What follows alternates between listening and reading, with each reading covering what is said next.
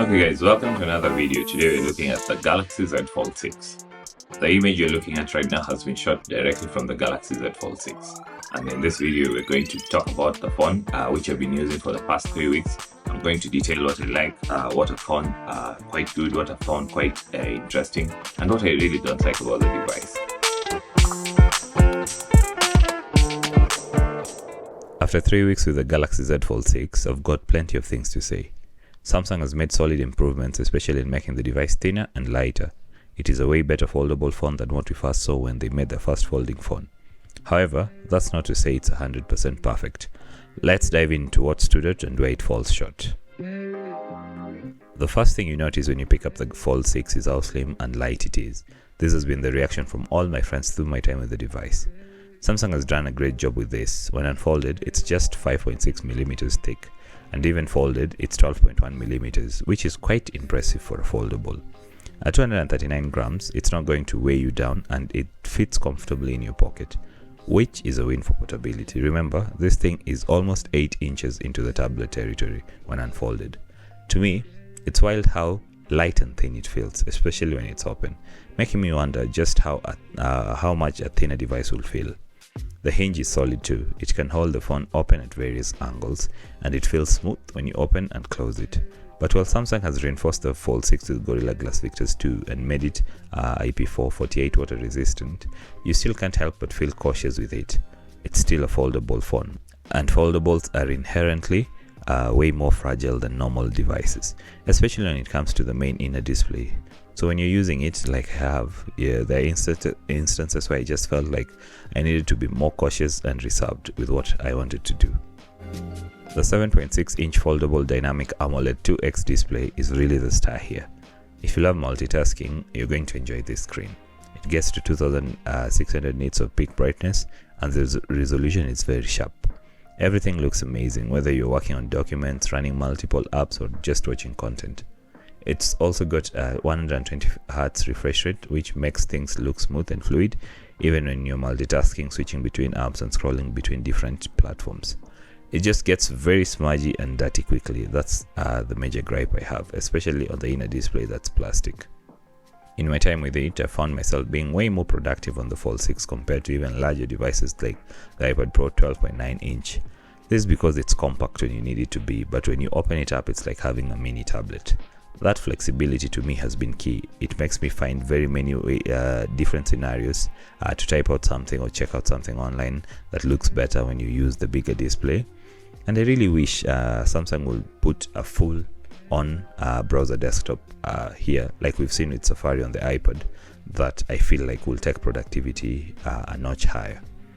The only real downside is the fragility of the foldable display, which makes me a little hesitant to use it in certain scenarios. The aspect ratio on the cover display and the font's thickness when folded also can make certain tasks like taking photos or videos feel a tad bit awkward. Now, Samsung DeX is one of those features that sound cool, and in practice it's really amazing, but only if you can find the use cases for it. With DeX, you can wirelessly cast your phone to a monitor or TV without needing any HDMI cables or extra accessories. All you have to do is go to the settings, enable DeX, and cast to a display. The phone itself can become a trackpad, which is neat, and if you have a Bluetooth keyboard or a mouse, you can connect them for a full desktop experience.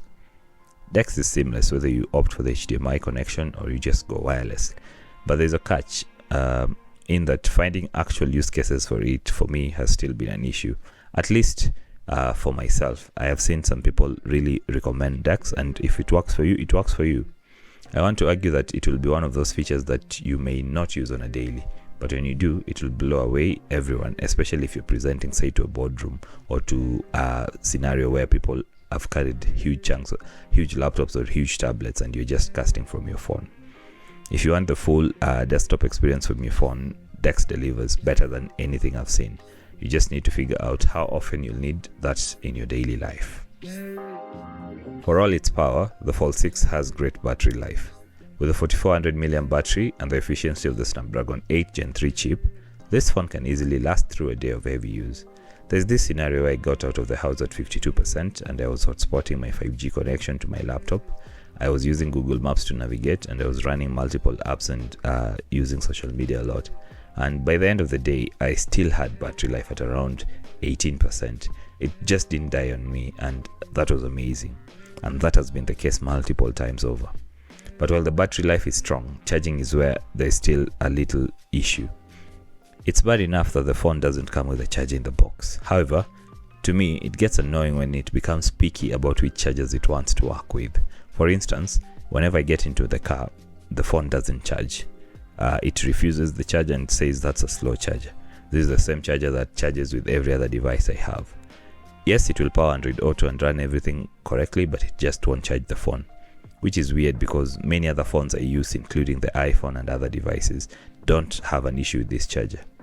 The Fold 6 supports 25-watt wired charging, 15-watt wireless charging, and a 4.5-watt reverse wireless charging.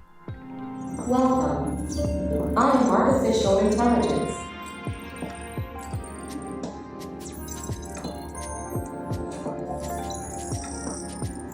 I can change space and defy gravity.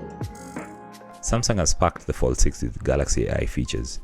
This has been the thing they push most with most of their launches in the recent past. But here's the thing for me, now in my 3 weeks of use. I think they're pretty forgettable. Hear me out. In theory, they sound great, but in practice, I haven't found much use for them. For example, the photo cleanup tool. It's okay, but in my tests, I made a short video about this. It doesn't perform as well as similar tools from Apple or Oppo. Another frustrating issue is that Samsung makes you use their apps to access certain AI features. For example, you need to use the Samsung keyboard for the AI composer, and you need to use the Samsung browser for the AI summary features.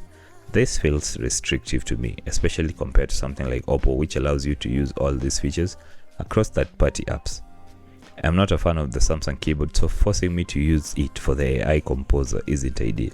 Especially when, once you do use the keyboard, accessing the tools also feel like so many other unnecessary steps.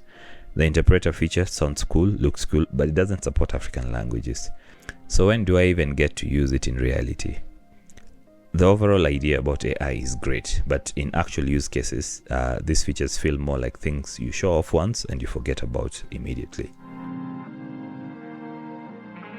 The Fold 6 cameras are solid. You get a 50 megapixel main camera, a 10 megapixel telephoto lens with 3 times optical zoom, and a 12 megapixel ultra wide. For everyday photos and videos, it's more than capable, and the quality is good. It even shoots 8K videos, which is impressive. If you're big on shooting photos and videos, the quality to expect is at par with what Samsung flagships offer. But there's something underlining that I need to talk about. As a creator, I feel like the form factor makes it hard to use the Fold 6 for serious content creation, especially in video creation. For other content creation, it's a very productivity fast gadget. So if you're typing, if you're creating sketches and all that, it works really well.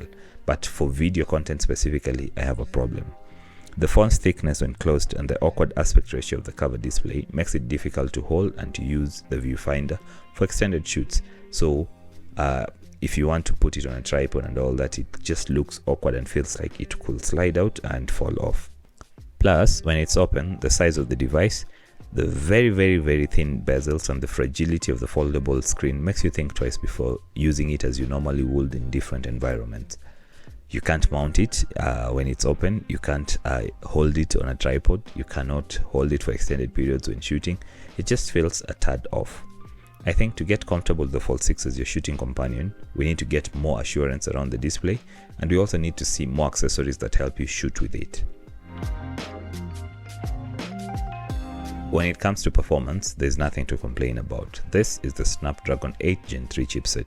It's incredibly powerful and it can handle anything you throw at it, whether it's multitasking, gaming, or running heavy apps.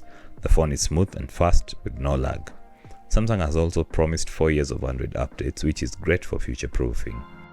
The Fold 6 is still on the expensive side, but trade-in programs and financing options are making it more accessible than ever. If you're someone who has been curious about foldables but you're worried about the high upfront costs, these options make it easy to get your hands on the device. That said, I'd still love to see Samsung partner with telcos, for example, in the local market, making more market-specific incentives. For example, seeing something like unlimited internet bundles or other deals to make the foldables more appealing to a broader audience.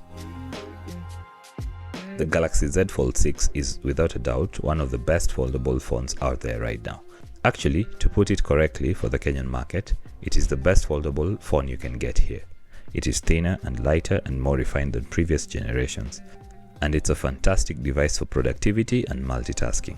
But it's not perfect. The AI features are largely forgettable, the charging experience can be very frustrating, and while the cameras are good, the form factor makes it awkward for video content creators like myself. Let me know your thoughts in the comment sections below, and remember to subscribe.